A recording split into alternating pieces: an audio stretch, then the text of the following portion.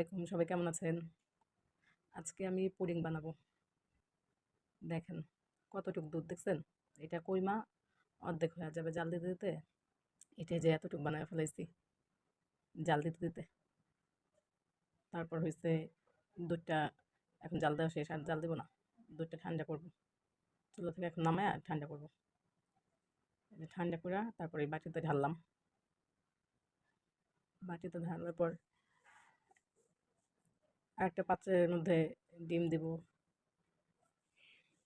আচ্ছা, আপনারা আমার ভিডিও কেমন হয় আপনারা বলেন না কেন? আমার ভিডিও ভালো হয় না খারাপ হয়? এই দেখেন এখন গুঁড়া দুধ দিতেছি। ভালো হলে খারাপ হলে বলবেন ভিডিও কেমন হয়। আপনারা কেউ কিছু বলেন না, এই কারণে আমি ভিডিও বানাই না। ভিডিও বানাইতে ভালোও লাগে না। আপনারা দেখেন না, তারপর কেমন লাগে বলেন? না দেখলে আপনাদের জন্য ভিডিও বানাই, চেষ্টা করি। এই দেখেন এখন ডিম ভাঙা দিব। বাসায় একা একা বসে থাকি তো মন চায় ভিডিও বানাইতে, বুঝছেন? কোথাও যাইতে ভালো লাগে না, বাসায় বসে থাকি। এখন মানুষের সাথে একটু কম মিশি।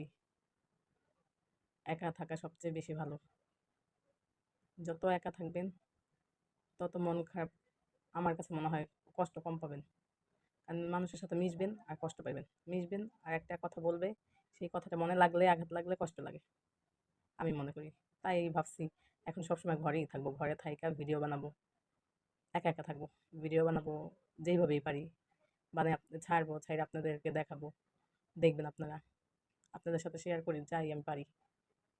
দেখেন আমার না, মানে পুডিংটা না একটু ক্যারামেলটা একটু তিতা তিতা হয়।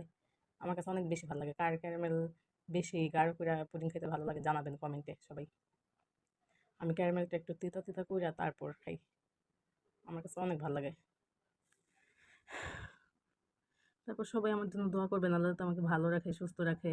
আর আমি যাতে ভিডিও বানাতে পারি আপনাদের জন্য।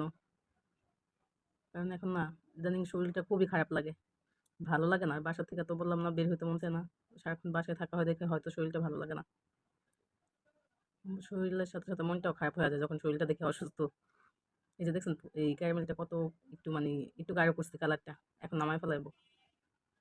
এখন নামায় ফেলাইলে তারপর পাতিলটা গরম থাকতে, থাকতে আবার আরেকটু গাঢ় হবে। বিশ্বাস করেন কালারটা যা সুন্দর হইছে। ভিডিওটাতে আপনার মানে ভিডিওতে কেমন লাগতেছে জানি না। বাস্তবে অনেক সুন্দর হইছে। এই যে পুডিংটা এখন ঢাইলা দিলাম। এখন চুলায় দিব। পুডিং বানাইতে না ভালোই একটু সময় লাগে চুলায়। ওভেনে তো কখনো বানাই নাই। কার কেমন ওভেনে কতটুকু সময় লাগে জানি না। বলবেন তো ওভেনে কতটুকু সময় লাগে? আপনারা সবাই বলবেন। ওভেনে কম লাগে না চুলায় কম লাগে টাইম? আমার কাছে তো মনে হয় চুলায় অনেক বেশি সময় লাগে। এজন্যই তো ভাল লাগে না। দেখেন পুডিংটা আমার রেডি। দেখছেন? বিশ্বাস করেন আপনারা, এই পুরা পুডিংটা আমি একা খাইছি সারাদিনে। এত মজা হইছে মাশাআল্লাহ। অনেক মজা হইছে আল্লাহর রহমতে। মাশাআল্লাহ। এত মজা হইছে আলহামদুলিল্লাহ। খাইয়া শান্তি পাইছি। অনেক তৃপ্তি নিয়ে খাইছি। অনেকদিন পর পুরা একটা পুডিং খাইছি আমি একা। আপনারা সবাই ভালো থাকবেন। আল্লাহ হাফেজ।